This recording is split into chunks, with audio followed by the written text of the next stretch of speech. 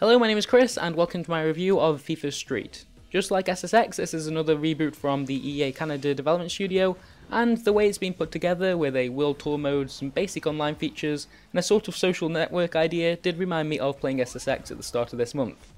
However, unlike the SSX reboot, which was trying to return to its roots, this Fifa Street wants you to forget about 1, 2 and 3, and has made an obvious attempt to distance itself from the unrealistic feel of its predecessors and offer a more authentic street football game. You still play on small pitches with no more than 6 players per team, and for the most part it still comes down to scoring goals in short 6-minute games. But gone are the cartoon visuals, the running up walls and the power shots of 3. This Fifa Street is about quick passing and good positioning. When you use tricks, it's a risk, not a necessity. You use it to try and get past a player and open up more space, and it's a much better game because of this. The trick control really comes down to 3 different types of manoeuvre. The right analog stick, similar to the standard FIFA games, is responsible for step overs, feints, spins and your basic footwork. And just like in the standard FIFA games, it'll take you a while to get a good grasp of how to perform a certain skill when needed, instead of flicking the analog stick in as many directions as possible and hoping for the best. Then you've got the juggling, which can lead to some of the more flashy and really satisfying tricks that will leave either you or your opponent rather embarrassed. Within the standard controls, you use the right bumper to start juggling the ball, and then wait for a player to approach you before flicking it over his head and hopefully retaining possession.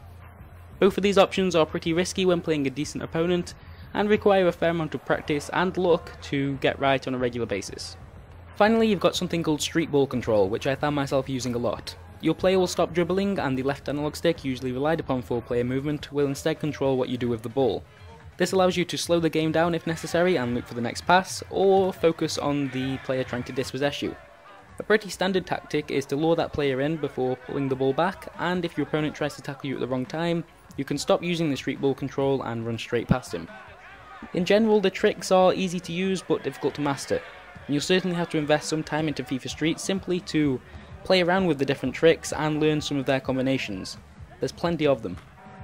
From my experiences online, I'd say that the use of tricks shows the difference between a good player and an average player. However, they're not necessarily the most important factor in a game unless you're playing at a particularly high level. I completed the majority of the single player on the hardest difficulty and had varying success online, and I can definitely say that most of my goals came from good passing and not just relying on tricks. You can pass very quickly and usually quite accurately in FIFA Street, and if you get 2 or 3 players around the goal, this can lead to a pretty simple finish. Which leads me to one of my complaints with this gameplay. It can be extremely difficult to tackle your opponent in FIFA Street. The fact that the player in possession of the ball can use street ball control to try and avoid being dispossessed, and that passing around the pitch is so quick and easy, makes it frustrating at times to try and get back on the ball. This became really apparent when playing with one of my flatmates, who, when in the lead and close to the end of the game, would retreat back to his half of the pitch and pass around whilst I ran for the ball like crazy. As I could only control one player at a time and my AI controlled teammates were expecting my opponent to move forward and attack, it could take quite some time before I regained possession. Yes, my flatmate is a jerk, but it does highlight something of a problem, and although you're not really going to run into this when playing against the computer, if you're playing online or with some friends, it's potentially something that can be exploited. When it comes to the actual tackling, there are 2 options. You can either use a normal or hard tackle, and it's worth pointing out there's no sliding in this game. A hard tackle is more likely to knock your opponent quite physically off the ball, but if timed badly will slow you down a great deal and the opposing player will skip merrily past you. The tackling just didn't feel very confident, and although I understand that the developers wanted the attacking team to remain fast-paced and the games to be full of goals, it could still be kind of aggravating at times. Whilst we're on the subject of tackling and the physical aspect of the game, it's interesting to note that EA Canada made use of the physics engine that was used in FIFA 12. For those of you that have played or watched a decent amount of FIFA 12, you'll know that every so often you'll see players react in strange ways to collisions with other players. With a lot less space and much more physical tackles, you'll see some form of this in almost every game in FIFA Street. Usually this means players getting slowed down as they run into each other or taking longer to get back on their feet, but in one game I played with a friend, one of my players fell on top of the opposing goalkeeper, preventing him from getting up to his feet, and it allowed a very easy and quite unsporting goal on my part. I really like the way that FIFA 12 uses that engine, but I think it clearly needed some further tweaking before being introduced into FIFA Street's smaller playing fields. Speaking of those playing fields, there's 15 of them in FIFA Street and they have quite an impact on how you play your game. Small pitches usually require a good use of tricks to outmaneuver your opponents and gain some valuable space, whereas the larger pitches are all about passing. Some pitches will have a surrounding cage or wall which can be used to pass around your opponent, whereas some will have no boundary at all and require more caution. Then there's the goal size. The larger goals allow for more powerful shots from a further distance, whereas to score in a small goal you'll probably need to get as close as possible and almost pass it into the net. It's interesting to see how much of an effect that these different pitches can have on the game, and you'll get the chance to try them all out and unlock them during the World Tour. My goodness, I'm getting good at these transitions. So the World Tour is your single player mode and follows your custom made team as they build up their reputation from local 5-a-side street games to international tournaments. I thought it was really cool that I could import my virtual pro from FIFA 12 to play as my captain for this team, but if you don't have a virtual pro you can easily make a new character with a decent amount of customization. However, the virtual pro isn't the only crossover with FIFA 12, and if you connect to the EA servers you'll earn XP for your FIFA 12 account. Personally, I've never really been interested in earning XP on FIFA, but I do like the idea of seeing this kind of connection between games, and hopefully that's something EA want to expand on in the future. You'll progress through the World Tour by competing in different types of matches across the globe before eventually earning the right to compete in the best of the best tournament in Brazil. It's not just 5-a-side, there's also Pana rules, which is all about performing tricks and building up a bank of points before scoring, Futsal, which is, I guess, a more professional 5-a-side played in a stadium with the possibility of free kicks, penalties and throw-ins. And then there's Last Man Standing, in which you lose a player every time you score, with the aim of being the first team with no players left. It's not really a great amount of variation, and the World Tour can start to get pretty monotonous by the end, after you've played several tournaments that don't feel that different. However, if you have an online pass, an Origin account, and swear your undying love for Electronic Arts, you can choose to play these tournaments against other people online. This certainly makes it more interesting, although I'd suggest levelling up your team to a decent standard first, as I kept running into teams with better stats during my playthrough. The levelling process is simple enough and lets you tailor your players to their specific roles.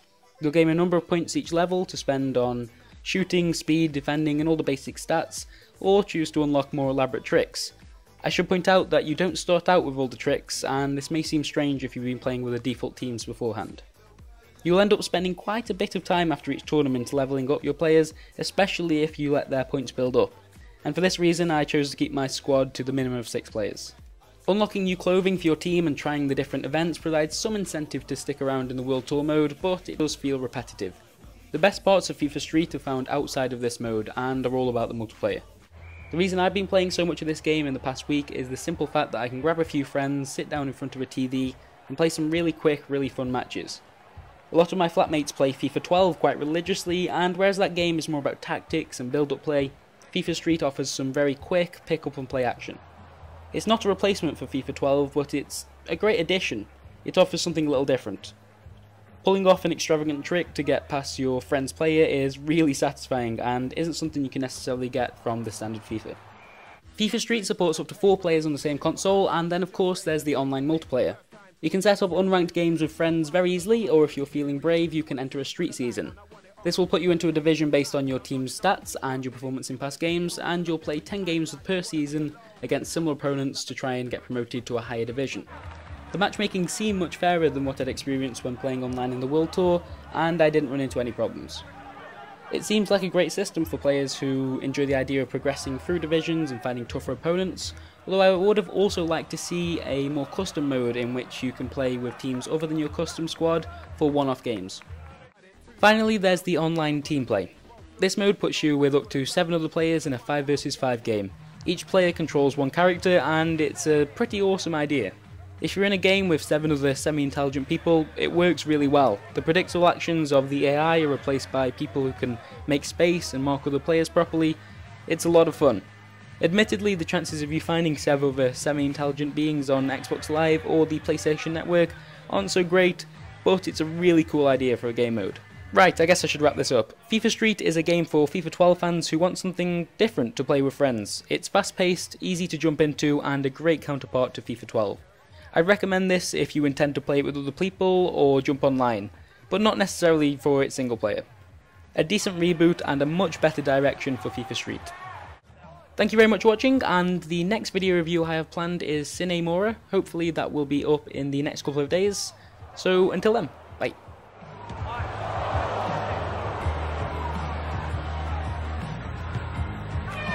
It's in! It's there! That's what he wanted!